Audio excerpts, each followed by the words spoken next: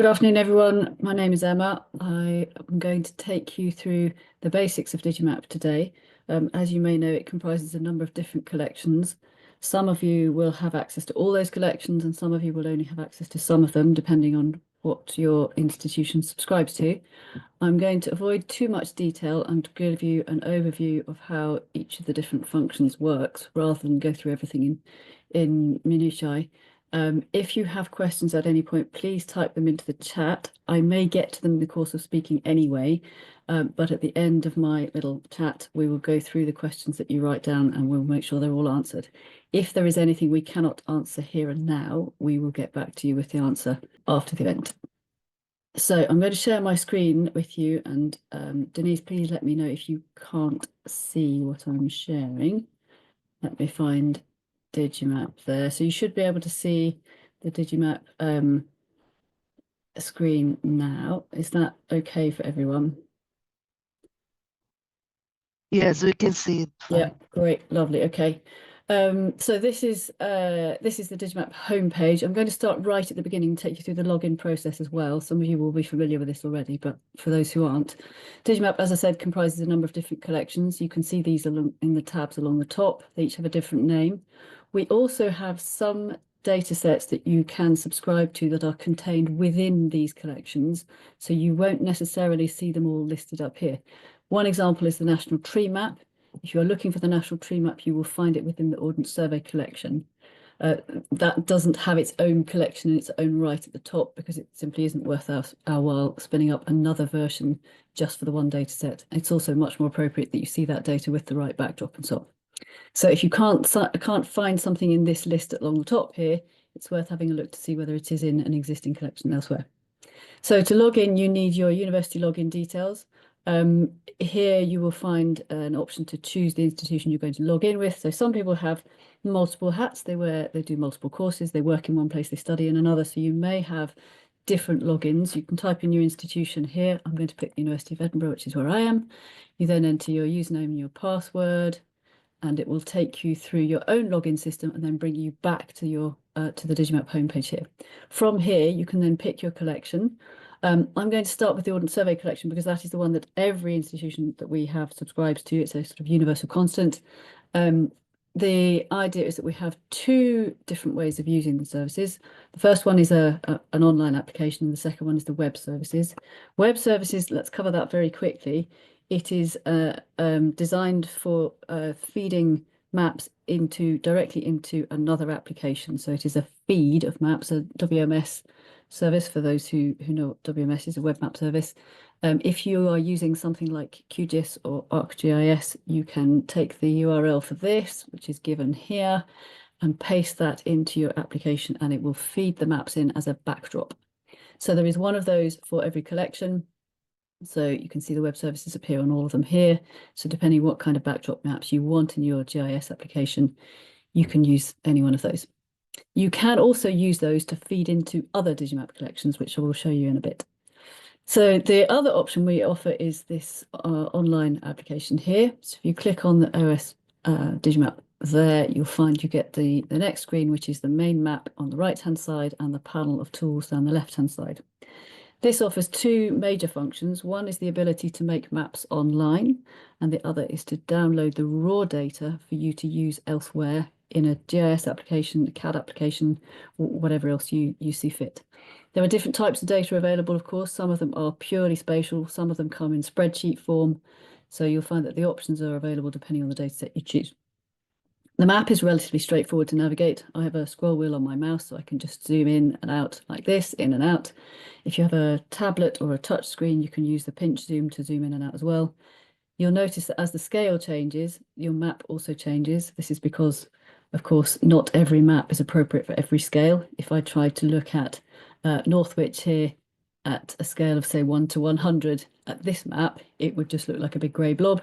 Similarly, if I zoom right in to a very detailed scale, you'll find that if I was to view this data set at a scale of 1 to 1 million, where I could see half the country, it would just be a blur and I wouldn't see any detail at all. It would not be useful. So we change the maps as you go through the scales to get something that is appropriate. So every map product, as we call them, has a different scale range, and these will switch. Now, the process of switching does involve some mathematical calculations. So sometimes you will find there are rounding errors, not rounding errors, but there is rounding that happens, which means that on the way in, you may find that the scale changes at a different point from the way outwards. So sometimes you have to zoom in and out a little bit to get exactly the right map that you want and to cover the right area. You can click and drag the map in the same way as you can with Google. These are what we call slippy maps, all very straightforward. There's a zoom in and out bar on the right-hand side here too. You can see this will jump in particular scale bands. You can zoom right out to the maximum extent using the button underneath there. You can also use the click drag button to zoom in on a particular area like that. We have a series of base maps here. So for a number of the collections, there are different maps that are viewable at the same scale. And you can change the map that you're viewing using this base maps tab. The word base maps is a slight misnomer in that sometimes you're changing the whole map. Sometimes it's just a different flavor. So for this map here, we're looking at the mini scale data and it comes in different versions. So OS produce a different version of the same data at the same scale. So you can change which one you want. If you zoom in a bit further, you'll find that leave the base maps tab open and you can see which other alternative maps are available for the scale that you're looking at. There's the raster 50K. This is what you might know in paper form as the Land Ranger maps. As you zoom in a bit further, you get to what would in paper form are the Explorer maps. This scale has a number of different options too. There are Vector Map Local. Vector Map Local comes in a number of different flavors. Some of them are vector and some of them are raster. We also have the Open Map Local, which is the open equivalent, and the Vector Map District, which is a little more lighter on the detail. So when I talk about raster and vector maps, you'll see in the map content tab down here that sometimes these features are selectable. With the vector maps, you can add and remove features. So if I just turn the roads off there, you can see that the map then doesn't have the roads on it. I can add them back in. If I was to choose a raster version of the same map, let me find the right version. Here, this one is a raster version. You'll see that the content is not selectable. That's because of the way that the raster data works.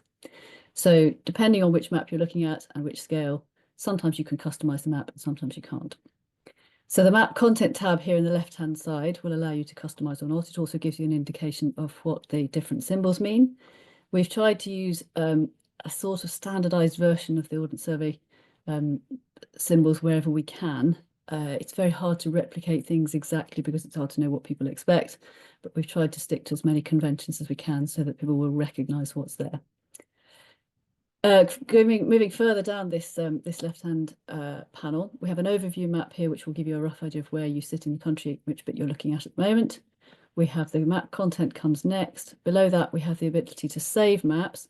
The interesting thing about this is if you save a map in the Ordnance Survey collection, you can go back and view it in any other collection. This is good for saving an area. So let me demonstrate this.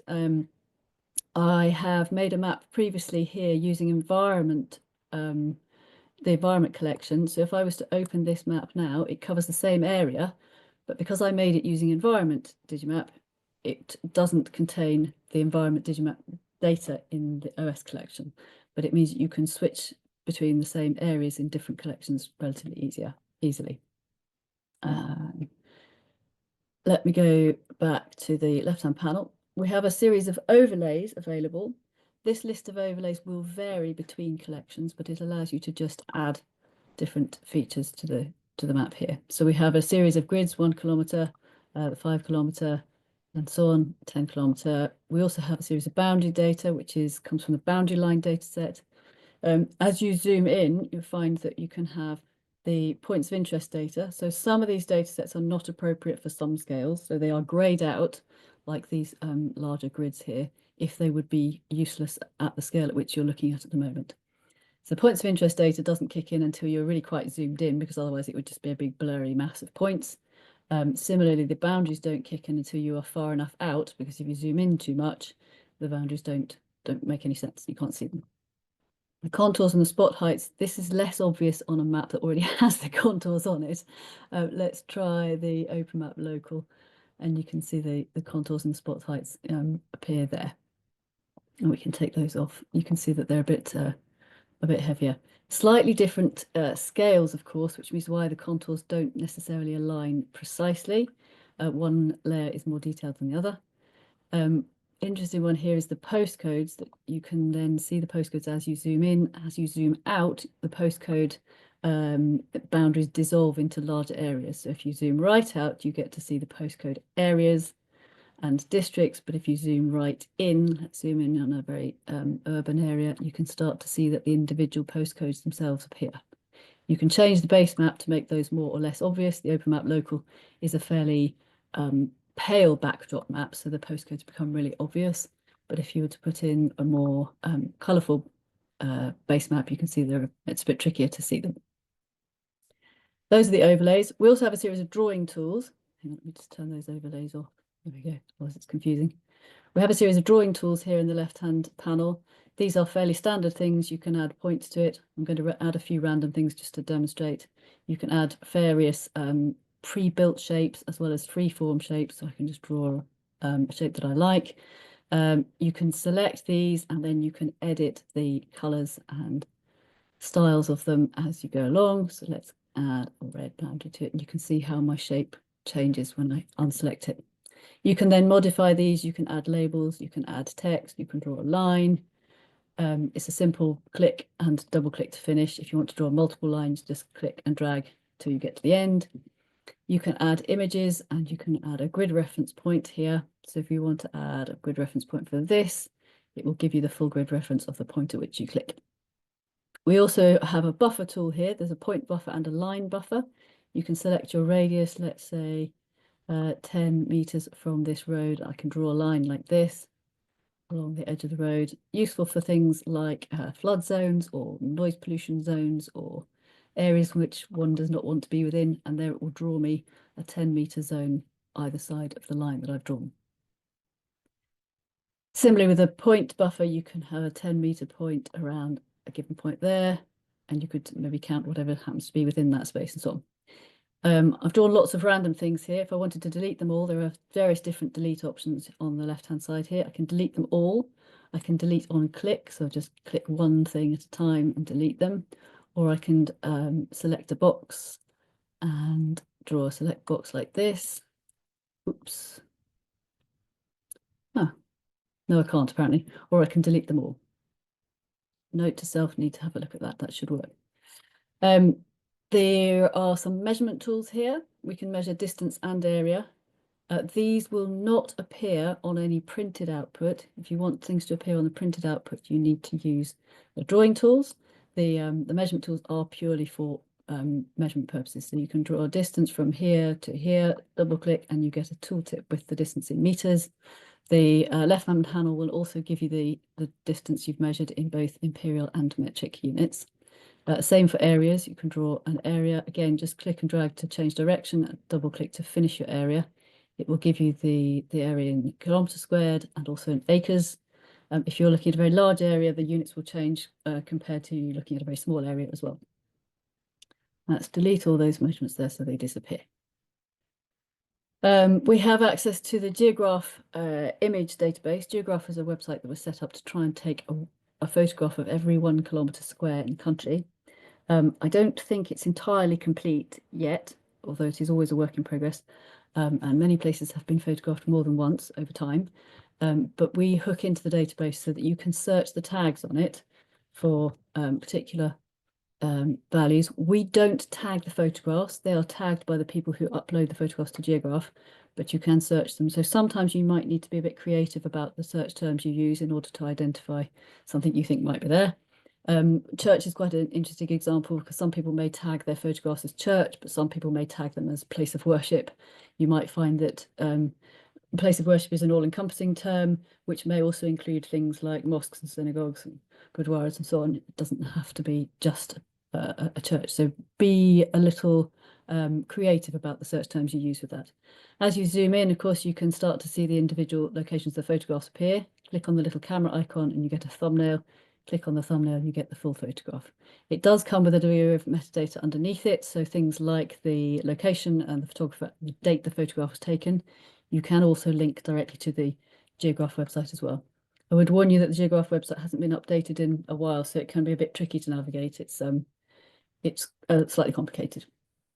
For us, we simply get the images and we pull them in as and when you request them. Also on the left-hand side here, this is a key panel that a lot of people miss. It tells you about the map that you're looking at. It will also follow your cursor to give you coordinates, and you can freeze those by just doing a click to find out where your cursor is, and then you can copy and paste these as you need them. The key things here too are that the map product name is given and the license it's under is also given. So if you were to change this to the master map data, which is the very detailed stuff from OS, you'll see that the license will also change. Digimap has both open data and licensed data in it, and depending on what you want to do with it, that will give you more or less flexibility on terms of use. It's worth paying attention to those. All the terms of use are given in the help pages, which you can access from this question mark up here. I'll do that in a minute because it'll take me away from this site. That's the mapping function for Digimap. So the last, the other major function here is the ability to download data. This is what we call a data download tab. You're left with the same base map that you had previously, but this doesn't necessarily show the data that you are going to download.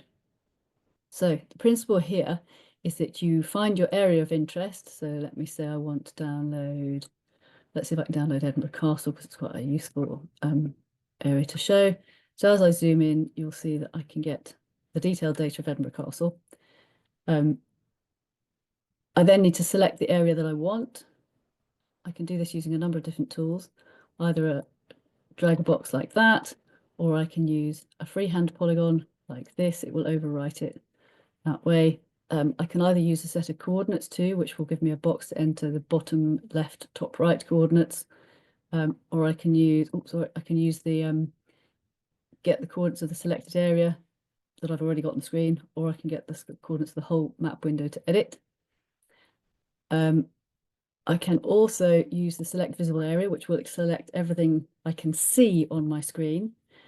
Do remember, if you are looking at a map of the UK, whole of the UK, and selecting visible area may trim off the bottom edge. It doesn't mean to say that whatever data you get will include the whole of the UK. If it's not in the box, it won't be included. You can also use a tile name, so TQ24 will give me an area like this, and you can use a number of different tile names, or you can import a polygon. So if you have a shapefile or other GIS file that outlines the area that you're interested in, you can upload this here. Do bear in mind there is a restriction on the number of vertices. So if you have a really complicated polygon, for example, a county boundary or a coastline, you may find that that file won't upload. Maybe not because it's too big in terms of megabytes, but because it has too many vertices in it. There's a limited number of vertices that that Digimap can cope with. So if you have a county boundary or something similar that you want to use, it's much better to simplify that first before you try and upload it into Digimap. Once you have your selected area, you can then look down here to find the different products that you need. So Digimap works on the basis of products. These are supplied by other companies like Ordnance Survey, like the British Geological Survey, like the UK Centre for Ecology and Hydrology. Get mapping supply out aerial photography too. They're supplied on the basis of products, and you can select whichever product it is that you want for the area you're looking at. So the products are all listed here, and these are grouped according to various classifications. Not everyone will have access to the NGD. That requires a separate subscription. Similarly, scroll down here, you'll find the National Tree Map, which also requires a separate subscription, and the land plan data too. But if we have something that's contained in every OS collection, the land and height data is a good example. You check your box and add to basket, and it will give you a basket like this. You can select your format, and you can select which version you have. We have all the versions of the data that have been given to us by OS going back to around 1999. Some products are newer than that, therefore only go back until they were released, only go back to when they were released. So some of them didn't start being produced until, say, 2014, so we only go back as far as that. If there are versions in here that are grayed out, it means that we have them, but you can't download them directly from this website. You need to contact us and we can arrange that for you. Once you've chosen your date and your format, you can give it a name if you want, and then you do a request download. This will then send you an email to the email address that is registered for Digimap with that you have registered for Digimap with. There will be a link in that email. You can click on the link. You will need to be logged into Digimap before that will work, and that will take you to the download page to download the data. We have a series of availability grids here, which will show you the tile names and the availability of each different product.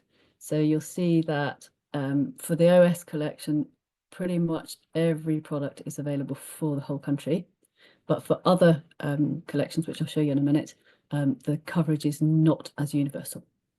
You can add as many products as you like to the basket, but some products have a restriction on how much you can add at any one time. This doesn't stop you from going back and ordering more data later. It just controls the size of each download and helps us to manage the load on the service. You can select, as I say, you can select as many as you like. You can see information about all of the products by clicking the little arrow next to the product name, which will also give you the licensing terms as well. Let me show you the coverage maps for another collection to show you what that looks like. So let's try the aerial data, which is an interesting one. So the aerial imagery we have comes from Get Mapping. There are different coverages for different years. So if you want just the latest available, you can use this top collection, category in the data download tab here. So this will give you the latest copy that we have for the area you're looking at. So it might be variable depending on the area. If I was to select a very large area like this, I will get data for the whole area, but it may be that something in the top left-hand corner is older than something in the bottom right-hand corner. So the ages of the images across that selection will vary. However, if you wanted to have data from a particular year, you can select a specific year, and this will tell you how many tiles there are in your selected area for the year that you're looking at. The coverage maps come in handy here, so we can look here to see what is available coverage-wise for each different year. You can see that the little pink squares in the middle show you the distribution of the 1998 coverage, very Spartan. That's all that they had at the time. The year 2000 is a bit more, and as we go through the years, we find that we get more and more coverage. I've zoomed in a little bit because sometimes at a national scale, it's hard to see the full coverage areas. See that one, that's 2002 wasn't a very big year. 2003 is even smaller and harder to see. But as we get up to 2023, you see the technology has improved, and maybe the weather was better or something, and the coverage is therefore much greater. And these are the different years. So you may find if you're looking for a specific year, it may not be available for the area that you want. Or if you're looking for a specific area, you can then establish which years are available for the area that you want by using these coverage maps. Common to all the other collections too, we have a My Previous Downloads link, which allows you to reorder the same data again. It does allow you to check, let's do this one. It allows you to reorder exactly the same thing. You can give it a different name if you need to. We also have a number of different options up here which can change depending upon the collection. The print function only appears when you're looking at the maps rather than the data download tab. And as you can see, the print function it should reflect what you are going to see on paper when you look at this preview here. There are a number of different print options. Depending on the data available, some will print at some scales. There is a printable scale for every product. So if you're struggling, you might find you need to zoom in a bit before it'll print. We have 3 different formats: PDF, PNG, and JPEG. We also have option to change the scale, the print scale, and you can do paper sizes, anything up to, for some collections, you can print anything up to A0. Aerial photography has a maximum of A3 because it is really, really big, and therefore generating the print file can take a very long time. So if you're printing A3 at a small scale like this, you might find it takes a while to generate. You just need to be patient. You can also add various things to your maps, your printed maps. You can add the national grid lines if you want, and you can add your name or exclude your name if you wish. And it will generate, let me try a smaller one that will be a bit quicker to generate to show you. So you hit the generate print file button, I'm just going to print a PDF because it's usually the quickest one. I've gone for the default print scale 2. As I said, these can take a little bit of time, and you get a PDF file which you can take away and print at your leisure. It will never send anything directly to your printer, so you can't use up your printer credits by accident just by clicking these. As you can see, it always comes with the various different bits of marginalia that are commonly regarded as essential, nice to have, depending on your point of view. The copyright statements are always on the maps. The watermark is also a requirement of our license, which is why it's there. Sometimes it's more visible than others. You can also adjust the state of your screen to make it more or less visible. Watermarks are quite hard to deal with. So let's go back and show you the help pages up here. The help pages are divided up into different sections. We have a broad overview of what Digimap is about, but there is also information on how to make the map. So this is how to use the mapping services I've just shown you. How to download the data will take you through a step-by-step instruction on how to select your area, how to select the product you need, and what to do once you've downloaded it. Our maps and data will give you information about all the different maps that we have. One thing I would say about the data download is that do check the docs folder that comes with every download. There is often a significant amount of help documentation in the folder with the data. We get a lot of inquiries from people asking for information about it and who haven't realised that the information comes with the data when they download. We also have a series of frequently asked questions. Details on the copyright is all here. There is a license for every single product, and that includes information on citing Digimap and all the copyright acknowledgement statements that you need to have if you are publishing the data or using it in your dissertations or published papers, whatever. We have a series of learning materials too, which might be useful for those who are teaching. These can be adapted at will to suit your particular area or whatever particular aspect you wish to teach. Please feel free to take those. We also have a series of posters for any support staff who want to go advertising their subscriptions. These are all PDFs, and you can see these all the sorry, come out huge. These are available to print either as posters or as flyers, as you see fit. I think that is a pretty swift whistle-top tour of how to use Digimap. There are common functions between all the collections. So if I look at the individual collections, you can see that they all look very similar with the same set of tools down the left-hand side. There are minor variations. So the historic one is one where you have a decade along the top. The structure of the historic data is very complicated because not every area was mapped for every time period. So sometimes it can be tricky to identify what maps are available for your particular area. Bear with it. It takes a little bit of fiddling around with because it is complicated, but these decades should help you to identify what's available. This little information button appears in some of the collections, which will allow you to click on the map itself, and it will give you the information about the map that you're looking at. That's quite useful when you're trying to pick out individual tiles in order to download them and so on. I think I'll stop there. That's half an hour of listening to me. If anybody has any questions, I'm very happy to answer them